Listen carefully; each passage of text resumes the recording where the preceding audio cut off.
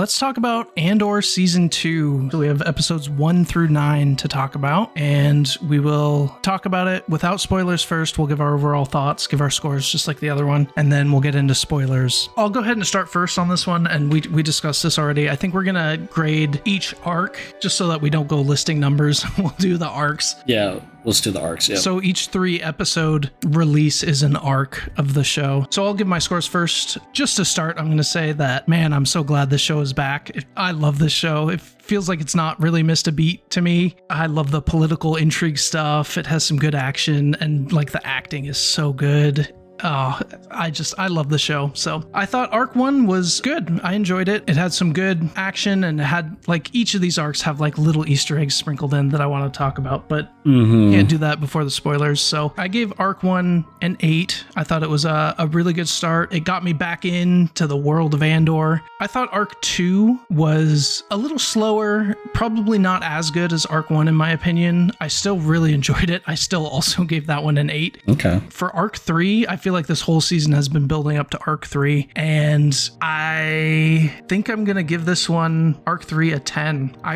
really enjoyed arc 3. I don't even know how to talk about it without spoiling anything. Yeah, I know. There's just so much build up. It felt like what this whole show has been building up to, and I feel like they nailed it. I loved it, and I was worried about it not holding up to season 1, but I feel like they're right on their way to being just as good as season 1. So 8, 8, 10. 8 out of 8, 8 out of 8, and 10 out of 10. Yep, there you go. Perfect show. So, I think we're going to have a little bit different opinion on this. Okay. While I enjoyed it, it took me a while to get back into it. Okay. I thought arc 1 was okay. I gave it a 7 out of 10. Okay. But I don't know. I still think it was a lower bar than season 1, and I think there's some parts of it, which I'll explain spoilers, I wasn't necessarily a fan of, but still great, 7 out of 10. Okay, yep. Arc 2, I enjoyed even less. I gave that a 6 out of 10. I thought it was slower. I thought, especially the first episode in that arc, it felt, I'm trying to think of a way to explain it without sounding like I don't like shows that aren't pure action. I love season 1, but just that second arc to me is just, at some point, in my opinion, you just gotta get to the point. And I didn't I can't explain without spoilers. Sure, yeah. So I liked it less. I think a lot of the reasons I wasn't enjoying, especially the first arc more, or as much, is it just, there was so much scenes, Andor almost wasn't in half some of the episodes, like the whole episode almost. Yeah, Cassian wasn't, yeah. Mm-hmm. Cassian, sorry, yeah. I don't know. I was not vibing with those first 2 arcs like I thought I would. And I like the political intrigue too. I like, the slow build and everything. I love season 1, but those 2 arcs just weren't doing it for me. I still gave it a 6 and 7 because it still is, leagues better, and it's above average show. Sure, yeah. The dialogue, the way, the acting, the way it looks, the production is still, I can't give it below average for that. But then arc 3 happened, and thank God it happened, because it redeemed my faith in this season, and I gave that a 10 out of 10 as well. Nice, yeah. I almost wonder if I go back and rewatch it in the future, if I'll enjoy those first 2 arcs more because of the build up to this. Yeah, possibly. But there's still, the first 2 arcs to me had issues, which we'll talk in spoilers. But arc 3, pure. Yes. That might be the best Star Wars in a long time. I have that in my notes too. Arc 3 is some of my favorite Star Wars that's come out in a long time, for sure. Yeah, gritty, pure perfection, acting, action, build up, I loved it. And it restored my faith in the season, because those first 2 arcs were not doing it for me. Interesting, yeah. Because I love season 1. I loved season 1 so much, and those first 2 arcs, it just, while I still enjoyed it, I don't know if it's because of my hype of season 1 or what, but I don't know. I just didn't do it for me. But arc 3, man, woo! So a 7, 6, and a 10. Okay. And we can't really talk much else unless we go spoilers. Let's get into spoilers, because yes, I agree.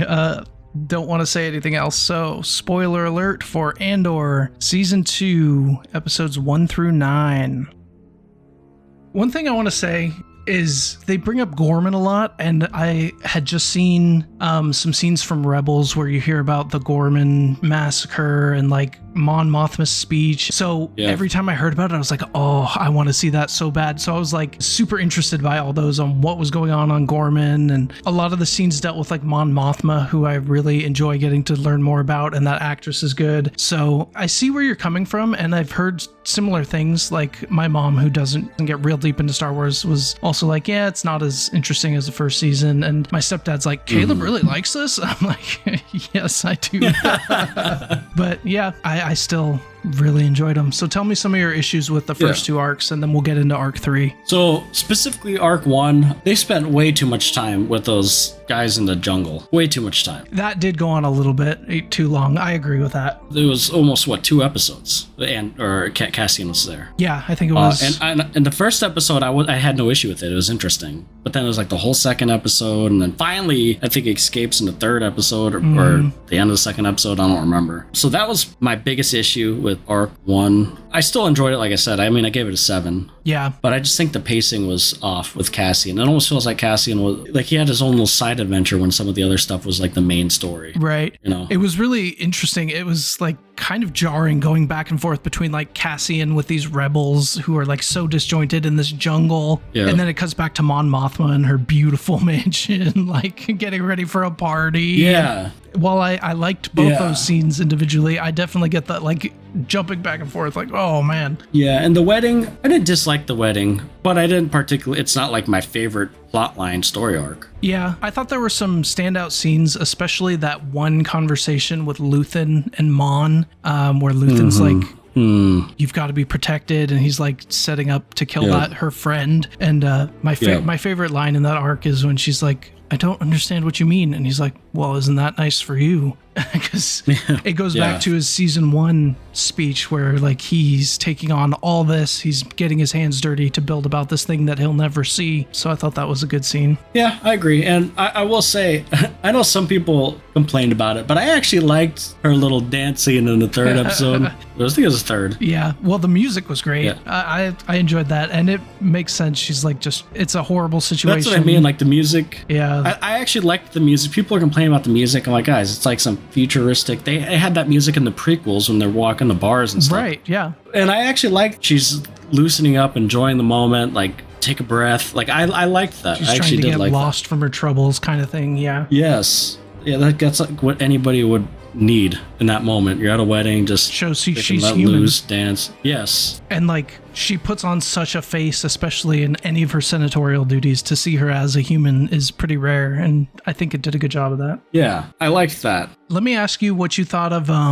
Cyril and Daedra, because that started in this arc. Oh, did it start in this arc? I think so. Remind me again. What was their scenes again? That was so in the first arc. It's where Daedra and Cyril have dinner with his mother for the first time. Oh, that's right. That's right. I liked them in this arc. I thought they were a highlight in this arc. Yeah, it's interesting. Like they're both so OCD, but in different ways. And I liked how they handled that and how she handled the mother. And then it just cuts to Cyril just like laying on the bed depressed. Yeah. I liked the arc because it it kind of, like you said, it showed the relationship, and like when you start getting to later arcs, it like these kind of scenes are what make the later scenes so deep and important. Yep. And brutal developed sometimes.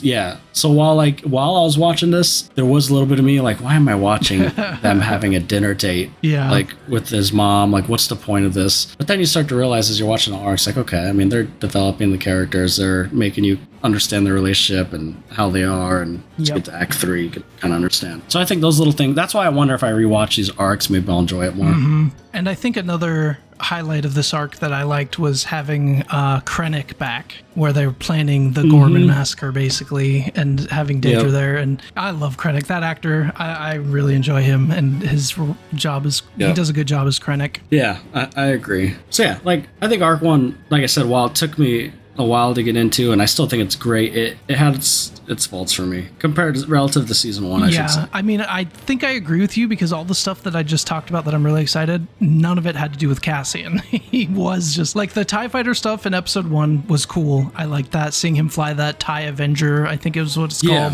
was a cool scene, but then he just kind of gets shipped off to some forest. Like he almost has no point in this arc except for he had a point, but it was like a side mission. Yeah.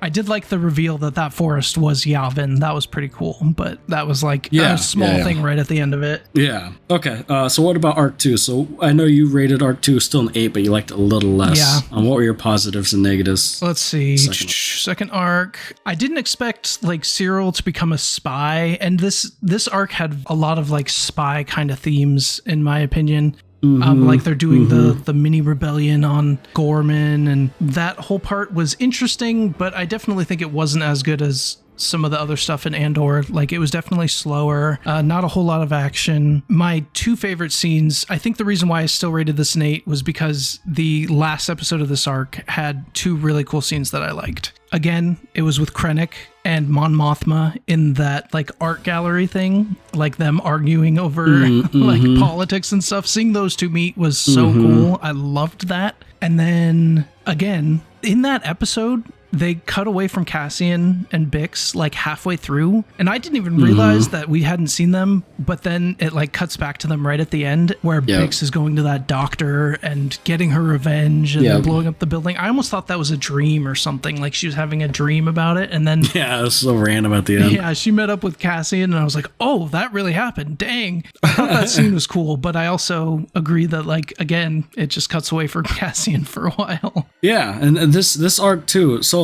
I mean, my negatives is, so I liked the spy elements, like you said. I liked those scenes a lot. But like the first episode, like episode 4 in this arc, I was like Bix kind of being depressed, and she's a druggie, and I get it. It's part of the character. I just did not find it interesting, man. It was just they're kind of locked up in the safe house, and also I don't know if people like him or not, but I am not a big fan of Saw. Yeah, the Saw stuff was kind of weird in this. I will say that was probably the weakest part of this arc for sure for me. And I think Saw could be such an interesting character, but the way they've used him, he's not my favorite, that's for sure. No. I wasn't a fan of that stuff. I don't know. So it's like, it's split, right? Like I liked the spy aspect of it and those scenes you mentioned, but then you have the Saw stuff, and then you have, for me, Bix. Personally, I like Bix and Cassian together, but when Bix is alone, she's not interesting to me.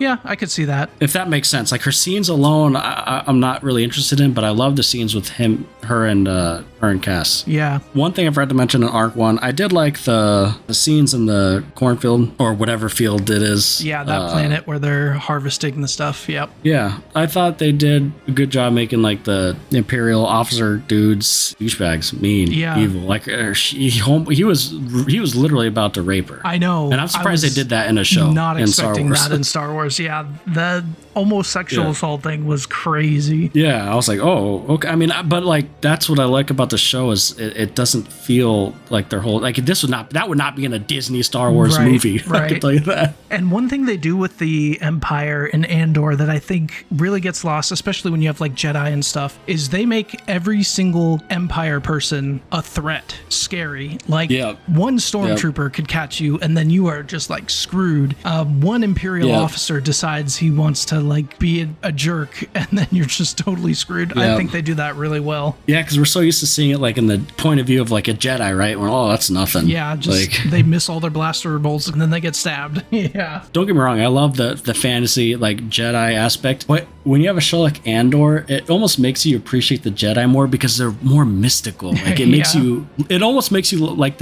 for me, like the less you see of the Jedi, the cooler they kind of seem. Yeah, no, I agree. Because you see all this from like just regular people's perspectives, and then you're like, wait, there are like mystical beings who can move stuff with this force. Like that's pretty crazy. yeah.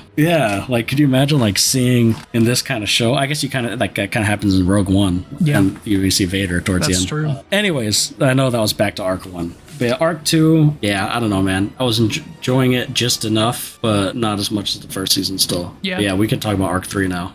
Unless you had anything else on Arc 2. I mean, Cinta dying was sad, I guess, but like I felt bad for Vel, and that kind of changes where her character goes. But yeah, other than that, let's get to the 10 out of 10. Yeah. This is it. This is where I was like, holy crap. Like, I'm not joking. Like, those first 2 arcs, I was watching it. I was like, okay, yeah. And then this 3rd arc hit from the first episode, all three episodes. Yep. I was like, oh my, I was glued onto that screen, dude. And I feel like season 1, if you go back and rewatch it, I'll have to also because it's been a while, but it definitely has like slower parts and then it builds up to like that heist. Like it definitely had a similar kind of trajectory where it's like, you're right. It just all builds up to this craziness, Yeah. God, that heist with that on that planet with that like firework shower, meteor thing. God, that was still the coolest looking thing I've ever seen. Stuff. Yeah. So cool. And then you have the prison arc after that. Yeah, you're right. I mean, the first 2 arcs, or the second 2 arcs are definitely a lot more memorable than the first 2 arcs. Yeah. So maybe that's how this season is going to be too. I think so, yeah. But what surprised me most, before we get into obviously the battle, what surprised me most is how much I actually enjoyed the episode after that too. Just as much. It was good. Like equally. Yep. And I was wondering, I'm like, oh man, this is episode 8. Like, what are we going to do for episode 9? But like, I enjoyed it just as much. And they're like such different episodes too. Yeah, I totally agree. But yeah, even like the lead up to the massacre was interesting. Like we saw a force healer, had some of that like mysticalness you were talking about of like, she sees that Cassian's like important. Seeing those Bix and Cassian scenes I liked. Yeah, those were good. I agree. Unlike the second arc. And then it kind of sets up the massacre with Dedra kind of losing some of her power over what's going on and Cyril being like, what the heck is happening? And you hear all these things like, oh, there's like mining equipment. And so it just I felt that building. I'm like, oh man, the next one's going to be so, it was like late at night and I had to just keep watching it. I was like, I need to see this. I know. I was watching it late at night too, and I had to stay up too. And again, like Cassian, for me, when Cassian's a part of the main storylines, I love all side characters, I love all the scheming, but it's whenever Cassian is put into the situation is when, like, and we see it from his point of view, is when I feel like the show is great. I agree. That's when it's peak for sure. Yeah, like even the arc, when they throw him in, and like we were just talking about in season 1 with the heist, he's thrown into that, or he gets thrown into whenever he gets thrown into the situation. So what did you think of that battle? Let's see. The Massacre of Gorman. Oh man. Yeah. It was so well done. Like with the crowd gathering and like them setting it up by pulling the bearers back, the chant, and then it switched to the singing, and you can see all the cameras that are just Empire, approved, and they're doing like propaganda, and it just feels so chaotic. And then you're like, how is this going to kick off? Because we know something bad is about to happen. It's happening. It's going to happen. Yep. Yep. The buildup was so good, dude. It was so good. Like I could feel it in the music and the acting, just the way they shot it, like they filmed it. Yep. We were all waiting for it, the chant. I was just waiting for it. Edge of our seat, like, oh. Yeah, like just waiting for that freaking balloon to pop. Yep. I mean, really up to this point, we haven't, I mean, the Empire are scheming assholes, but they haven't like taken that next step. Like they've been waiting for the opportunity to fully kind of take control. And finally seeing that moment, like you said, like hearing it in Rebels but finally seeing that moment of tension, pretty much. I mean, this is pretty much built up from all of Andor, even season 1. It's like the culmination of, or what kicks off everything that's been building, like all these little rebel cells, and then like this is the thing that like coalesces it all together. And man, so good. And then we get to see what's his little robot? K2SO. Yeah, we get to find how Cassian found K2SO. That was pretty cool.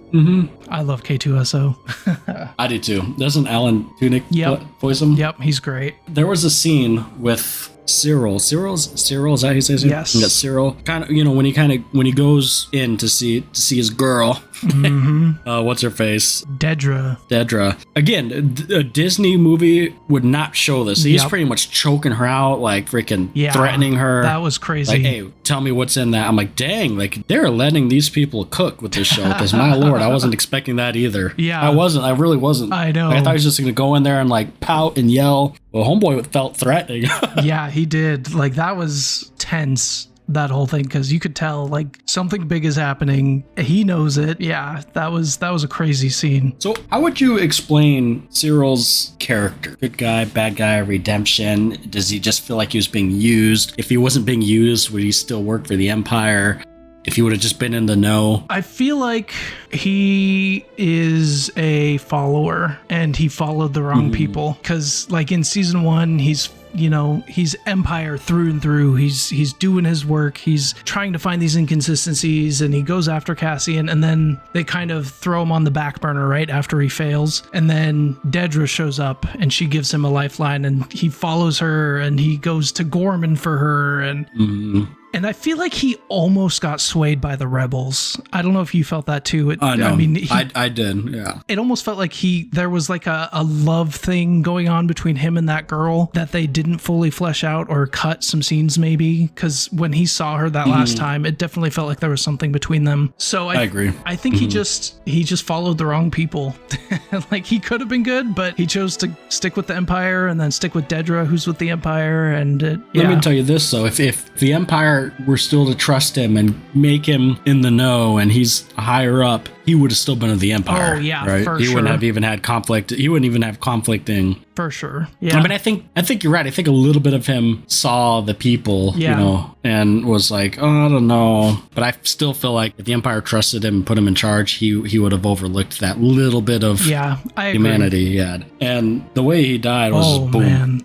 That was probably the most shocking death. Not the fact that he died, because like I thought that could have happened in the massacre, but the way like he approaches Cassian and is like trying to be all threatening. It basically is like, you ruined my entire life. And the Cassian's like, I don't even know who you are. Like the Thanos meme kind of thing. That was brutal. Yeah, like, literally. oh my goodness. He's like, who are you? Like, yeah. And then bang, dead. And you're right. That's such like a painful line for Cyril, because that's like his worst nightmare. Like, who are you? Like, you're nothing. Yep. Go down like, bam, boom, pop. And you're right. The death didn't really shock me in the sense of I kind of assume a lot of these characters are going to die. We already know what happens with Cassian, but right. Also, who's the other guy? Who's the other rebel guy that he went there with, who stayed back for the girl? Willman. Yeah, Willman. I thought he was toast. Yeah, me too. I thought he was toast. I don't know. I did not think he was getting off of Gorman. I did not either. I'm curious though. It makes sense though, because it seems like Saw has like swayed Willman. So I think there's more that's going to happen with him. So I guess that makes sense that he lived. I've just never been a Saw guy, man. Even in the animated show. It's interesting to see him in like the Clone Wars back then, and then see him now, how he's so unhinged and how he got there. But yeah, he is a little too unhinged. I need to watch Rogue One, but I'm going to wait till these last 3 episodes. Yeah, that makes sense. I'm going to go straight into Rogue One. Yeah, that'll be cool. And then you'll go straight to episode 4. Yeah, then I'll just rewatch all of Star Wars. Yep. How do you feel about the ending with Bix in this one? I thought that was almost more surprising than the Cyril thing. It's surprising, but I knew something had to happen, considering like Rogue One. Yep, I thought she was going to die, but the way she left was interesting. I thought she was too. And she said, I'll find you. I'm like, good luck with that. Good luck. I know, I thought the same thing.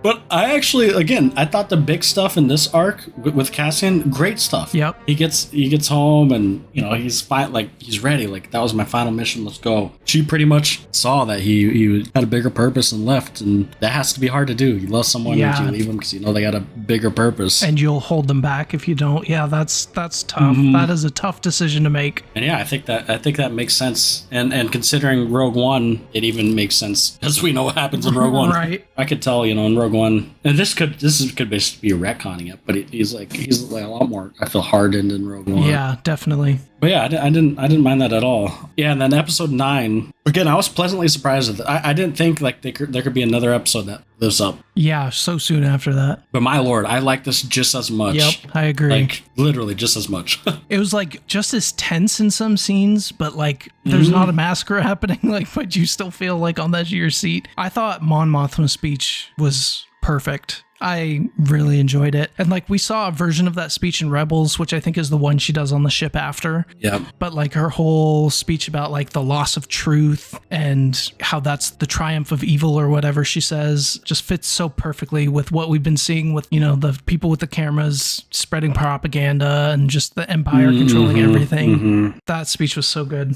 Are we going to see Rebels?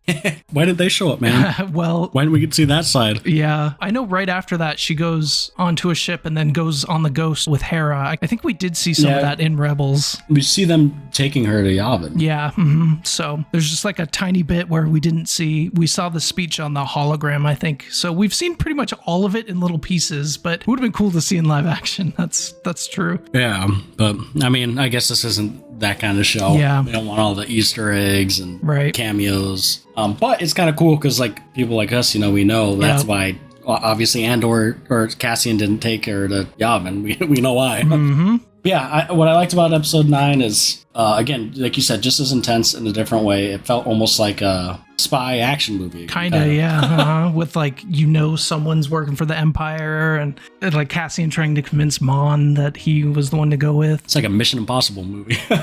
Cassian's Tom Cruise. Yeah, he could pull it off. I like that escape because you could really tell that Mon was like being freaked out every time Cassian had to kill someone, and like she was shocked at seeing that for the first time, like up close. I loved when he said the title of the episode, "Welcome to the Rebellion." Yep.